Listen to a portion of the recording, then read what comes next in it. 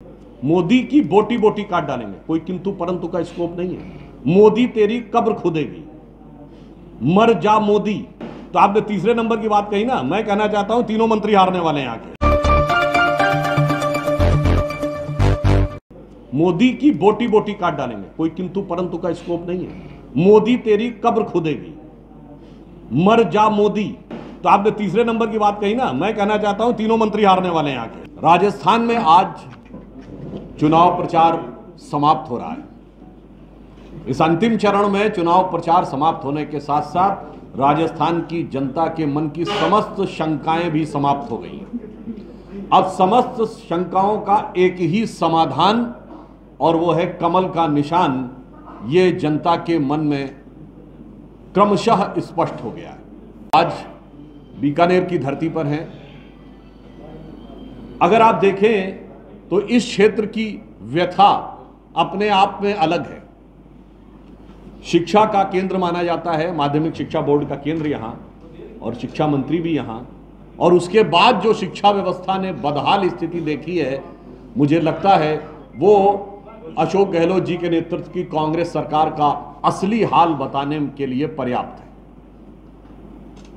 इस क्षेत्र में जिस प्रकार का भ्रष्टाचार कांग्रेस सरकार के समय में हुआ, यदि केंद्र से मनरेगा के जो पैसे आते थे वो हर 3 महीने के अंतराल पर श्री नरेंद्र मोदी जी की सरकार नियमित और व्यवस्थित रूप से देती थी, मगर इस क्षेत्र में वो पैसा किसानों तक पहुंचने में एक साल लगता था, लंबा समय लगता था, और उसमें भी भ्रष्टाचार होता था। जमीनों के आवंटन में जो भ्रष्टाचार हुआ, माइनिंग को लेकर जिस प्रकार का भ्रष्टाचार हुआ, यानी कोई भी विकास का कार्य हो तो उसमें भ्रष्टाचार का कीर्तिमान कांग्रेस की सरकार ने बनाया। यहां पर पश्चिमी राजस्थान के संपूर्ण क्षेत्र में पानी की समस्या रहती है, मगर सूर्य भगवान की कृपा अधिक रहती है। मोदी जी की सरकार आने के बाद हमने सौर ऊर्जा की नीति में बदलाव किया। 40,000 करोड़ रुपए का इन्वेस्टमेंट यहां पर है, और बीकानेर के आसपास का जो परिक्षेत्र है जो सौर ऊर्जा की दृष्टि से एक हब के रूप में है। मगर अफसोस की बात है कि प्रदेश सरकार को जमीनों का ईमानदारी और पारदर्शिता से आवंटन करके इस इंडस्ट्री को आगे बढ़ाने में जो कार्य करना चाहिए था वो उन्होंने नहीं किया। और विशेषकर राजस्थान और गुजरात के वो क्षेत्र हैं जो सौर ऊर्जा की दृष्टि से भारत के ग्रोथ इंजन बन सकते हैं। मैं सिर्फ एक उदाहरण बताना चाहता हूं कि कैसे इसमें भविष्य की संभावनाएं निहित हैं। कि जब हमारी सरकार आई तो हम अपनी ऊर्जा यानी बिजली की आवश्यकता की पूर्ति 50 से 60% कोयले से करते थे। अब टारगेट रखा गया कि 2030 तक 40% इंस्टॉल्ड कैपेसिटी होनी चाहिए क्लीन एनर्जी से, जिसमें मुख्य कंपोनेंट सौर ऊर्जा है। मगर पहली बार देश के इतिहास में हुआ कि 8 साल पहले वो टारगेट अचीव कर लिया गया 2022 में। अब 2030 के लिए वो टारगेट 50% हो गया। हमारी सरकार आएगी और सौर ऊर्जा को लेकर जो व्यवस्थित प्रयास केंद्र सरकार ने किए हैं, जब डबल इंजन की सरकार आएगी तो आने वाले समय में यह बीकानेर और इसके आसपास का जो परिक्षेत्र है यह सौर ऊर्जा के हब के रूप में स्थापित होगा। आप सभी को ध्यान है कि अमृतसर से लेकर जामनगर तक का एक्सप्रेसवे, जिसके लिए 24,000 करोड़ रुपए की स्वीकृति भारत सरकार ने की है, वह एक्सप्रेसवे बनने के बाद निश्चित रूप से वो विकास का एक नया एक्सप्रेसवे होगा, और उसमें भी जमीनों के अलॉटमेंट और जो तकनीकी गतिविधियां आवश्यक हैं वो हमारी सरकार आने के बाद बहुत ही तेज गति से होगी। और यहां पर जमीनों की अवेलेबिलिटी तो नहीं है, मगर रॉयल्टी की चर्चा बहुत है, और उस रॉयल्टी की चर्चा का भी समाधान हमारी सरकार आने के बाद बिल्कुल प्रभावी रूप से होगा। और जो जो लोग इसमें दोषी हैं निश्चित रूप से उनके बारे में भी उचित कार्रवाई होगी। मुझे बरबस याद आता है 2018 के चुनाव में भी हम यहाँ आए थे। अभी आपने देखा राहुल गांधी जी भारत माता के ऊपर भी कमेंट किए हैं कि भारत माता की जय क्यों लगाया जाता है। और जब हम बीकानेर में खड़े हैं तो और भी याद आ जाता है, बीडी कल्ला जी ही वो कांग्रेस के नेता हैं जिनका पिछले चुनाव में आपको याद हो कि जब कार्यकर्ता भारत माता की जय लगाने लगे थे तो झिड़क के हाथ दबा दिया था और कहे थे नहीं नहीं नहीं सोनिया गांधी जिंदाबाद लगाओ। मगर साहब ये तो 2018 था। 2023 में तो गजब का दृश्य दिखा जब कांग्रेस के एक नेता ने कहा सोनिया गांधी राहुल गांधी जिंदाबाद मत लगाओ, अशोक गहलोत जिंदाबाद लगाओ। मेरे विचार से ऐसे ऐसे अद्भुत दृश्य जो इस सरकार के दौर में राजस्थान की जनता ने देखे हैं, वो भारत की राजनीति में अभूतपूर्व हैं कि कोई पार्टी जिस व्यक्ति को अपना राष्ट्रीय अध्यक्ष बनाने जा रही थी वो बागी हो गया, अशोक गहलोत जी। ऐसा उदाहरण आपको भारत की राजनीति में नहीं मिलेगा कि प्रदेश अध्यक्ष कांग्रेस के डोटासरा जी भी बागी खेमे में माने गए, विधानसभा अध्यक्ष सीपी जोशी भी बागी खेमे में माने गए, और जो केंद्र से आए थे पर्यवेक्षक बन के अशोक माकन जी, आपको याद हो, अजय माकन जी, उनका वो वीडियो आपको याद होगा कि उन्होंने कहा विधायक हमसे मिलने नहीं आए, मैं जाके हाई कमान को रिपोर्ट करूंगा, मतलब बड़े बेआबरू होकर तेरे कूचे से हम निकले। वो हालत दिखाई पड़ी, इसीलिए प्रदेश की जनता को वो सहना पड़ा। कि मैं कहना चाहता हूं कि ये जो विचार था भारत माता की जय वाला, उसकी शुरुआत पिछले चुनाव में दिखी थी और उसकी पराकाष्ठा राहुल गांधी के उस बयान में दिख रही है। मैं ये भी कहना चाहता हूं कि सबसे दुखद बात यह है कि राजस्थान में कभी सांप्रदायिकता का वातावरण ऐसा नहीं था, कट्टरपंथी जिहादी ताकतें कभी इतनी प्रबल और सबल नहीं थी जो इस कांग्रेस सरकार ने करके दिखाया है।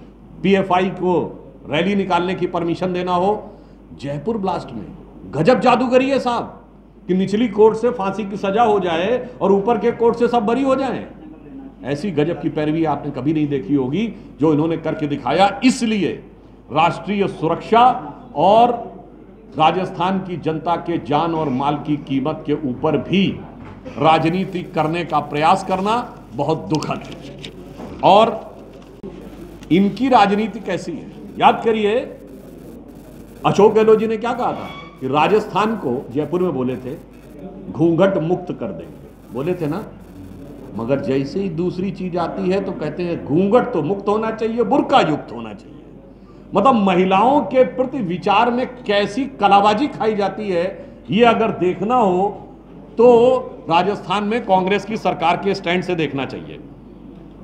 और मैं एक और बिंदु ये कहना चाहता हूं कि मैं कांग्रेस पार्टी से साफ कहना चाहता हूं कि जो कुछ आप कर रहे हैं यहां, चाहे पीएफआई को रैली दिखाना हो, कन्हैयालाल साहू जी की हत्या हुई और उनके लोगों के ऊपर वो सख्ती नहीं दिखी, अगर समय रहते सख्ती होती तो ये हालात नहीं होते। मगर ये सब एक कोई अलग अलग घटनाएं नहीं है, ये एक व्यवस्थित सोच का नतीजा है जो इस तथाकथित इंडिया गठबंधन के सबसे बड़े सहयोगियों में से एक बाकायदा एक कॉन्फ्रेंस करते हैं, बयान नहीं है कि जबान फिसल गई बोल दिया, कॉन्फ्रेंस करते हैं इरेडिकेशन ऑफ सनातन धर्म, यानी हिंदू धर्म का समूल नाश। इस प्रकार की बात जो कहते हैं वो व्यवस्थित सोच है जो भारतीय संस्कृति को ध्वस्त करने के लिए कांग्रेस और उनके सहयोगी, अभी उत्तर भारत में दूसरे बड़े सहयोगी ने देखा कि लक्ष्मी माता के लिए किस प्रकार की आपत्तिजनक बात कही, और हमसे कहते हैं मुद्दे की बात मत करिए। साहब जयपुर में रैली हुई थी 4 साल पहले, विषय क्या था, महंगाई, और राहुल गांधी ने 10 मिनट हिंदुत्व में भाषण दिया था। और महंगाई की दृष्टि से भी मैं कह देना चाहता हूं, अभी पिछले हफ्ते जो महंगाई की दर आई है पहली बार 5% से कम हो गई, 4.87% है। हाँ, राजस्थान में जरूर 6.7% है, यानी देश की औसत महंगाई से 1.5 गुना अधिक राज्यवार महंगाई के आंकड़ों में यह है। अंत में मैं ये कहना चाहता हूं, आज देवोत्थान एकादशी का पर्व है। माना जाता है कि देवता जागृत होते हैं, शयन से उठते हैं। भगवान खाटू श्याम जी का भी जन्मोत्सव माना जाता है आज। तो मैं इस पर्व पर आप सभी को बधाई देता हूं और राजस्थान की जनता से को भी बधाई देता हूं, और मुझे पूर्ण विश्वास है कि अब वो देवता उठ गए हैं। और एक फैक्ट भी आप लोगों को बता देना चाहता हूं जिनको न ध्यान हो, कि श्री राम जन्मभूमि का शिलान्यास जब 9 नवंबर 1989 को हुआ था तो आज ही का दिन था, देवोत्थानी एकादशी थी। जो पहली कार सेवा हुई वो भयानक वाली कार सेवा जिसमें गोलियां चली, जिसका प्रसिद्ध वाक्य था परिंदा नहीं पर मार पाएगा, 30 अक्टूबर 1990, वो भी आज ही का दिन था, देवोत्थानी एकादशी थी। और ये संयोग मानिए या दैव योग मानिए कि 9 नवंबर 2019 को जिस दिन जजमेंट आया है सुप्रीम कोर्ट का, उस दिन 8 और 9 नवंबर को भी देवोत्थानी एकादशी थी।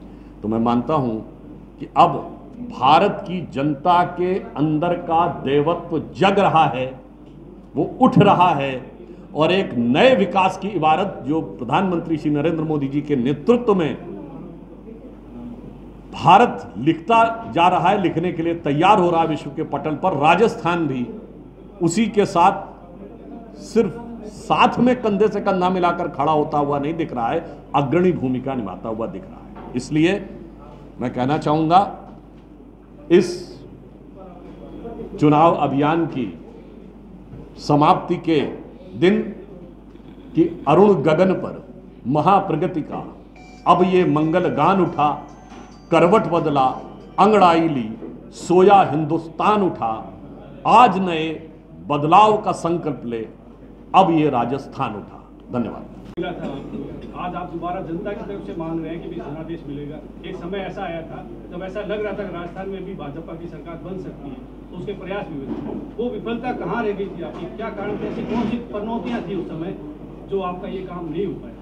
अब आप उसका उत्तर अपने तरीके से दे सकते। देखिए, पहली बात तो मैं कह दूं, पिछली बार भी कांग्रेस को बहुमत नहीं मिला था। कर्नाटक, मध्य प्रदेश, अब मैं उसी बिंदु जो समीकरण वहां लगे थे वो यहाँ, मैं उसी बिंदु पे आ रहा हूं। हम कर्नाटक हारे हैं, मगर और हम हिमाचल भी हारे, मगर हिमाचल में हमारा मत प्रतिशत केवल 36,000 वोट कम था। राजस्थान में 2018 में केवल 1.5 लाख वोट कम थे, 1 लाख कुछ हजार वोट कम थे। 50,000 बूथ हैं, यानी एक बूथ पर 3 मत का अंतर था, जिसकी वजह से हम हारे थे।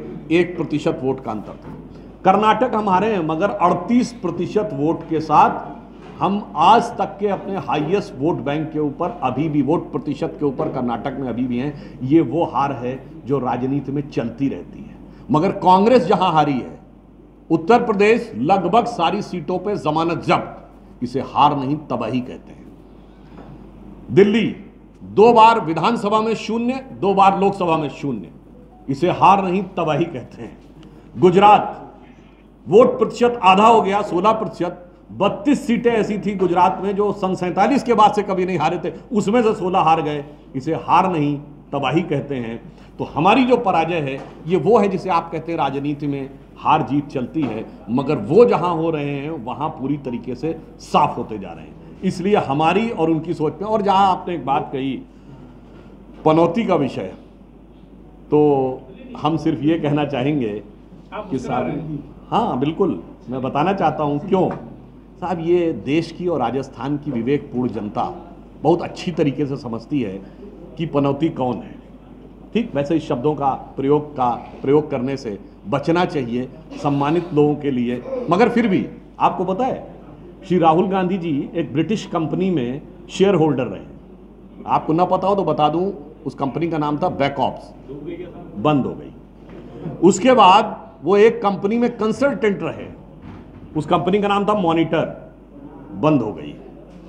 उसके बाद वो कांग्रेस पार्टी का अघोषित नेतृत्व 2014 में संभाले, 44 सीटों पे आ गए, दुकान बंद हो गई।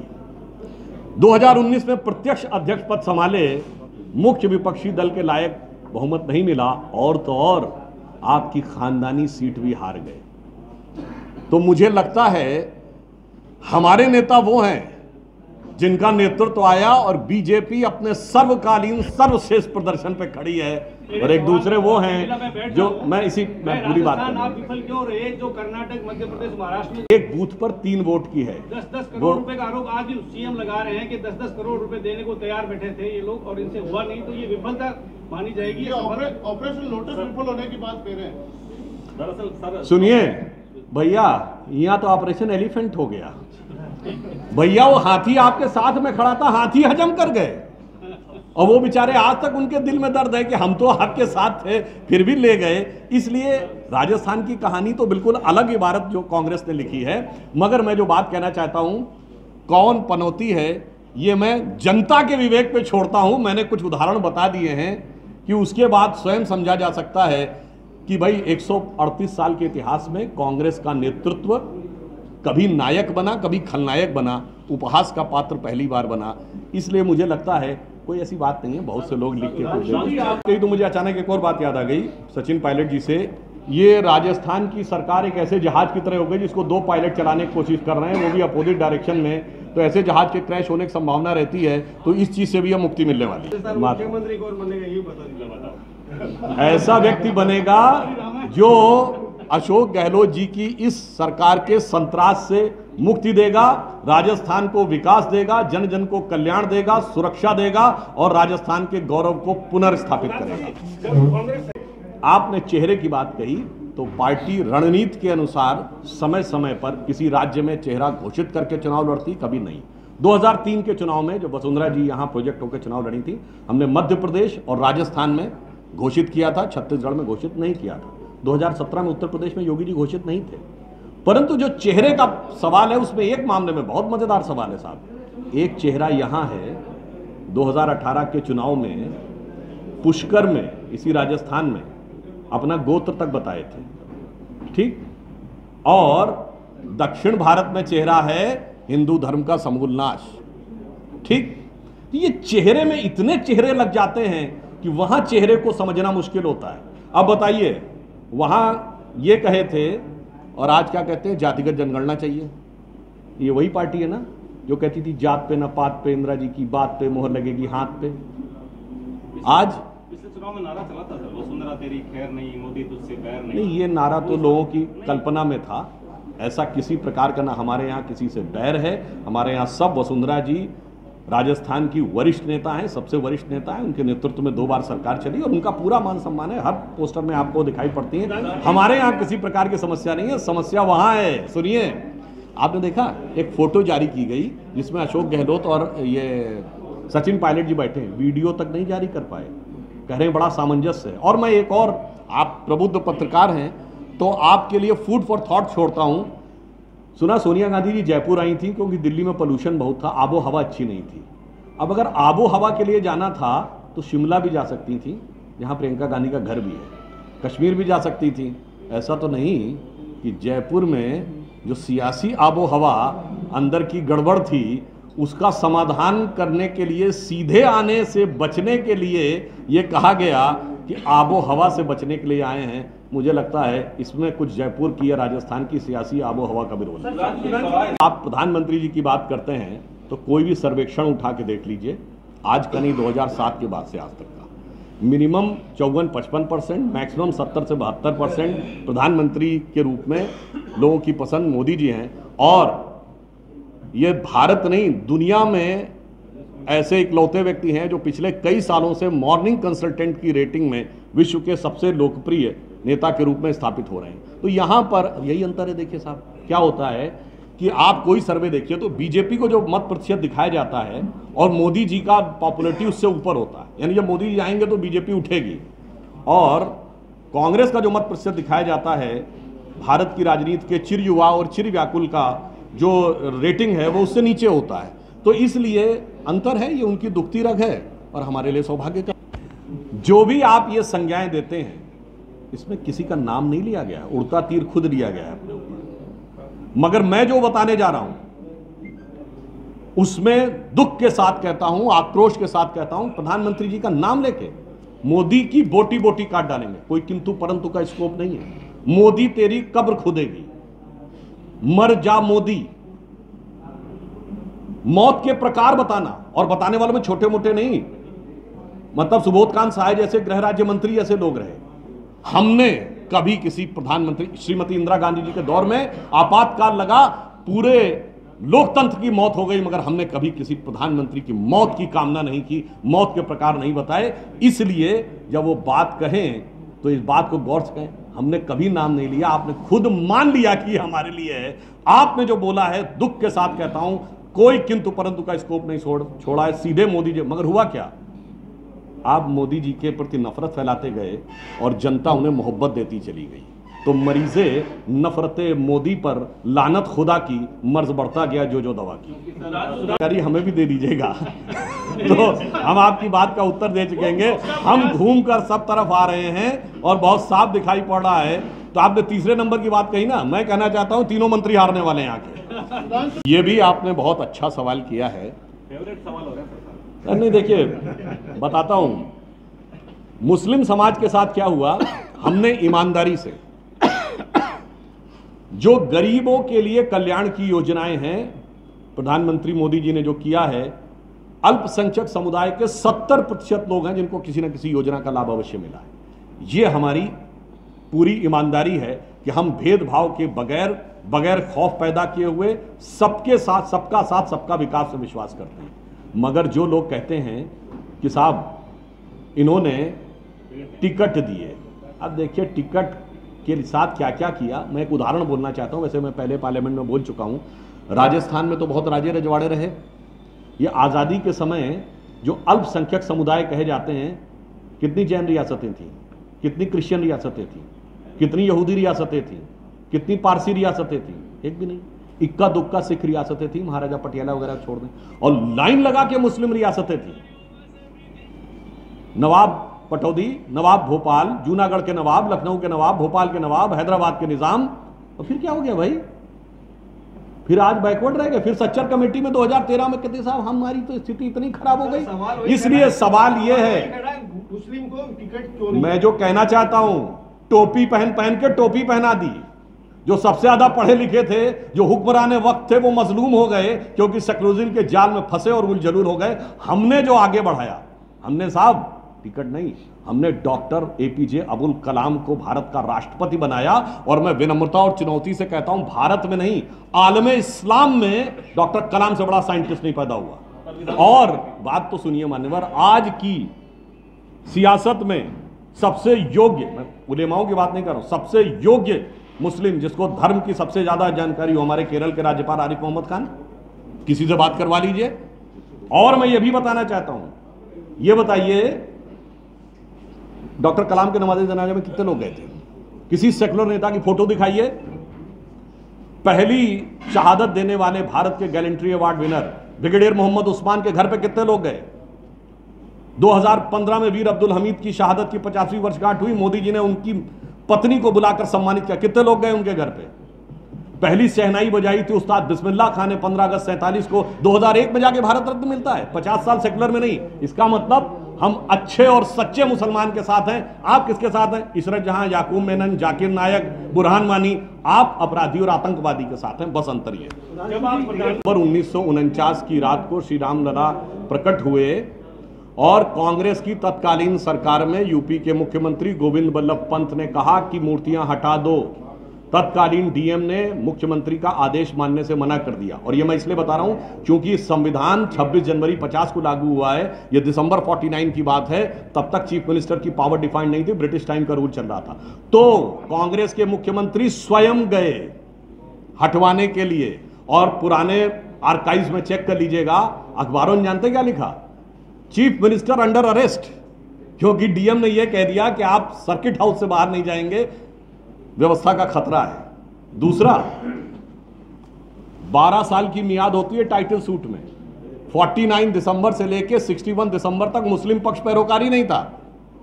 उसको समझाया गया कि तुम पैरोकार बनो। 11 दिन रह गए थे 12 साल पूरा होने में, तब भी हुआ।